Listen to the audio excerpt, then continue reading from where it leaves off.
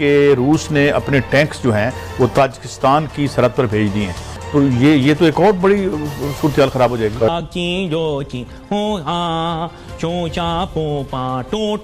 इसी चक्कर में हमारी सारी टूटा हो गई दूसरे ममालिक के अंदर। अब GSP प्लस हमारा खत्म कर रहे हैं यूरोपियन यूनियन वाले।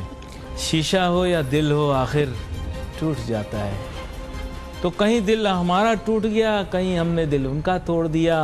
अब आके पता हमें चलता है जनाब कि हमने अगर ताल्लुकात अपने ठीक रखने हैं अमेरिका के साथ, तो हम जाके पहुंच गए हैं। मोहित यूसुफ साहब अब दरवाज़ा खटखटाने लगे हैं वाशिंगटन में और कहने लगे हैं जनाब कि हमें जो है वो जियो इकोनॉमिक्स में देखा जाए। हमने ये देखना था जनाब वाला कि पाकिस्तान जो है उसकी एक्सपोर्ट्स के अंदर रिकॉर्ड इजाफा हो गया, लेकिन फिर शाम को हम पर एक बम गिरा दिया गया कि जनाब GSP प्लस हमारा ख़त्म कर रहे हैं यूरोपियन यूनियन वाले।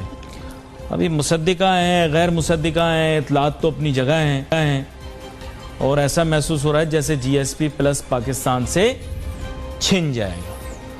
तो यूरोपियाई ममालिक के अंदर जो हमें तरजीही बुनियादों के ऊपर मार्केट एक्सेस मौजूद है और हमें कुछ उसमें मराद भी हासिल है, वो शायद अब ना रहे।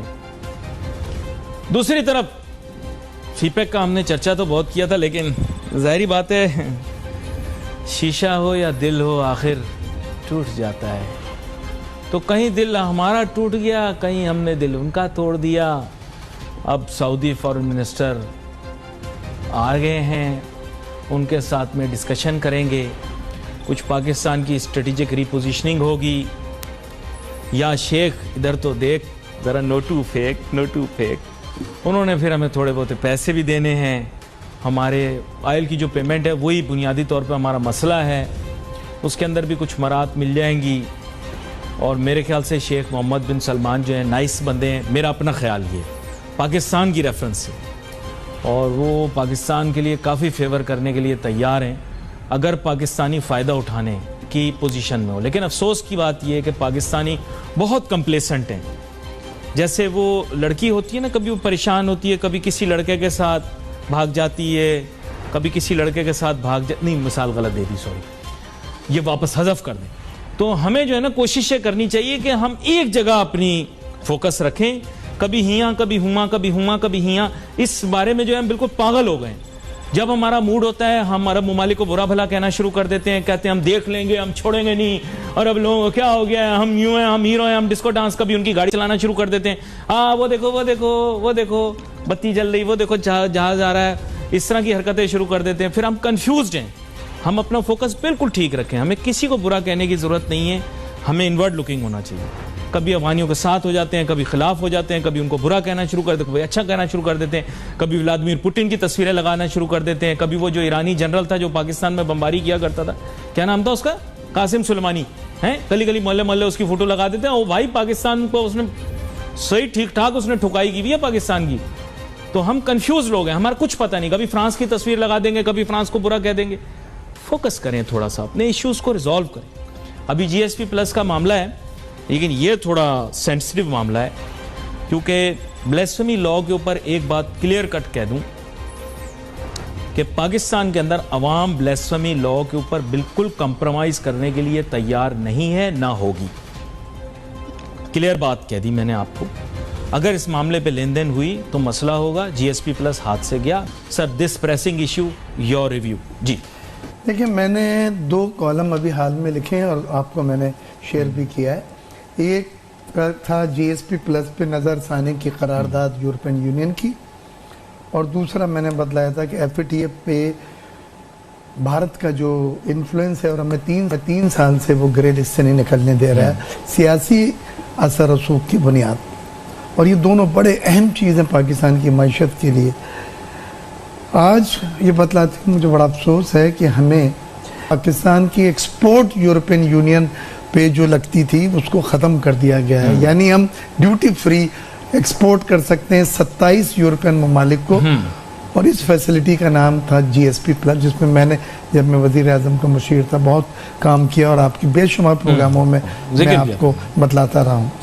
अब आके पता हमें चलता है जनाब कि हमने अगर ताल्लुकात अपने ठीक रखने हैं अमेरिका के साथ, तो हम जाके पहुंच गए हैं। मोहित यूसुफ साहब अब दरवाज़ा खटखटाने लगे हैं वाशिंगटन में और कहने लगे हैं जनाब कि हमें जो है वो जियो इकोनॉमिक्स में देखा जाए। हमें जियो स्ट्रेटेजिक कॉम्पिटिशन में ना घसीटा जाए। और जो इमरान खान साहब ने, अगर आपको याद हो, जब ये कम्युनिस्ट पार्टी के 100 साल हुए थे तो इमरान खान साहब ने कहा था जनाब कि हमें मजबूर ना किया जाए, हमें फोर्स ना किया जाए कि हम वी शुड पिक चाइना और यूएस से, और ये जो स्ट्रेटेजिक कंपटीशन है बड़ी पावर्स का, हम उस पे ऊपर नहीं जाना चाहते इन ऑल दिस। सो मेरा ख्याल है कि पाकिस्तान जो है वो कन्विंस करने की कोशिश करेगा कि एक तो इमरान खान साहब को अमेरिका बुलाया जाए, इनवाइट किया जाए। दूसरा, जो हमारी सिविल मिलिट्री लीडरशिप का एक मौक़िफ़ था, मकसद था कि यार बाइडन इसको लेके आएँ ताकि अमेरिका के साथ ताल्लुकात को ठीक करें। तो देखना ये है कि ये किस हद तक मोहित साहब के कितने को कॉन्टैक्ट्स हैं, क्योंकि इनका काम तो यही था कि अमेरिका पाकिस्तान के ताल्लुकात नॉर्मलाइज करे और इंडिया को मैसेजिंग करे। इंडिया को मैसेजिंग करने में ये इतने कोई वो नहीं हो सके, क्योंकि हमारा यहाँ पे लोकल एनवायरनमेंट इस तरह का है, पॉलिटिकल कंसिडरेशन इस तरह की हैं, पॉलिटिकल डिस्पेंसेशन की अपने बहुत ज़्यादा चैलेंजेस हैं। सो वो इंडिया के साथ हमारे और बहुत सारे मामलात हैं, LOC है और बहुत सारी चीज़ें हैं। सो इनकी उतनी वो नहीं है कि ये जो कहें, और इनके ऊपर उतना ज़्यादा लंबा चौड़ा ट्रस्ट भी नहीं किया जाता, because he is a technocrat. और उनके बारे में कहा जाता है क्या ये इमरान खान साहब के साथ रहेंगे, क्या ये जनरल बाजवा जब उनका टेन्योर ख़त्म होता है तो उनके जो है वो साथ रहेंगे। तो इस तरह की चीज़ें जो हैं वो हम समझते हैं कि ये एक प्रॉब्लम है इनका। लेकिन अगर पाक अमेरिका ताल्लुकात को देखा जाए तो मुझे नहीं लगता कि पाक अमेरिका ताल्लुकात में कोई बेहतरी आ सकती है। मेरा ख्याल है अमेरिका हमसे बात करना चाहेगा, हमारे साथ रब्ता करना चाहेगा, as long as we have that capability. We have a serious issue of capability in terms of economic engagement, क्योंकि उनको ये है कि क्या पाकिस्तान के अंदर IT इंफ्रास्ट्रक्चर इतने लेवल का है, क्या आप इंगेज कर सकते हैं उनके साथ, के नहीं कर सकते। जिस तरह इंडिया के अंदर बड़े बड़े IT हब्स हैं, क्या हमारे पास उस तरह के IT हब्स हैं, क्या हम उस तरह इंगेज हो सकते हैं कि नहीं हो सकते। सो ये कुछ चीज़ें हैं, मैं समझता हूँ कि जिसको उन्होंने हमें देखना है। और ये बड़ी साहब, सऊदी वज़ीर ख़ारजा पाकिस्तान आए हैं, और यूँ आप एक आलमी तौर पर भी जो सियासत की बिसात हमारे रीजन में है, मैं भी आपको आज एक खबर दे दूँ, और वो खबर ये है कि रूस ने अपने टैंक्स जो हैं वो ताजिकिस्तान की सरहद पर भेज दिए हैं। मगर इस सारे पर्सपेक्टिव में देखें, क्योंकि अभी तक सऊदी अरब तो अमेरिका के कैंप में ही है, और यहाँ भी प्रो चाइना और प्रो अमेरिका एक जंग शुरू हो गई है। आप इस दौरे को कैसे देखते हैं? देखिए कैस साहब, ये दौरा अहम दौरा है। फैसल बिन फरहान ने जो बात की है वज़ीर दाखिला से, इन्होंने रोल अदा करने की कोशिश की है कि आप थोड़ा सा अमेरिका की तरफ देखें, जबकि मेरी इतला है ये कामयाब नहीं होगा। अभी आपने कहा रशिया, चीन और पाकिस्तान ये फैसला कर चुके हैं कि अब वो अफगानिस्तान में भारत और अमेरिका को खाना जंगी नहीं करने देनी। वो कोशिश करेंगे, कितनी होती है कितनी नहीं ये हमें गर्ज नहीं है, लेकिन इनके साथ मुलाकात अपनी जगह पर रही। वजीर आज़म वाशगाफ कर चुके हैं। पिछले दिनों में जो उसमें कहाँ हुआ था यार, जहाँ चीनी डेलीगेशन पे ब्लास्ट, मुझे जगह मेरे देश से निकल, दासू डैम उधर कुछ गड़बड़ हुई थी। लेकिन पाकिस्तान फिलहाल अफगानिस्तान के लिए, अमन के लिए तो हर रोल अदा करेगा, लेकिन जंग का किसी का हिस्सा नहीं बनेगा। अमेरिका जो मर्जी कर ले, ये मैं आपको अस्करी क़यादत का फैसला बता रहा हूँ, और वज़ीर आज़म पाकिस्तान मोहतरम इमरान खान साहब का फैसला बता रहा हूँ कि उन्होंने कहा मैं पाकिस्तान की सरजमीन किसी भी हमसाया मुल्क के खिलाफ इस्तेमाल नहीं होने दूंगा। लेकिन मलिक साहब, इसमें एक सूरत हाल, आपने भी कल इस पर बात की थी। सवाल यह है कि सोवियत यूनियन तो नहीं रहा, मगर रूस की फायर पावर तो इंटैक्ट है, उसके पास वही फायर पावर है। चाइना इमर्ज कर रहा है, अगर वो अपने ड्रोन से अटैक करते हैं और इधर ये तालिबान जो कि अब मार्च कर रहे हैं, आगे बढ़ रहे हैं, ये उनको एक्विप करके काबुल पर अटैक करवा देते हैं, तो ये तो एक और बड़ी सूरत ख़राब हो जाएगी। भाई साहब, मैंने आपसे बताया था इस वक्त दुनिया में जो है इंसर्जेंसी की वारिस में अफगानिस्तान एक बिल्कुल समझे बगैर कपड़े पहने एक लड़की खड़ी है। अब हर जो पावर है चाह रही कि मैं कंट्रोल कर लूँ।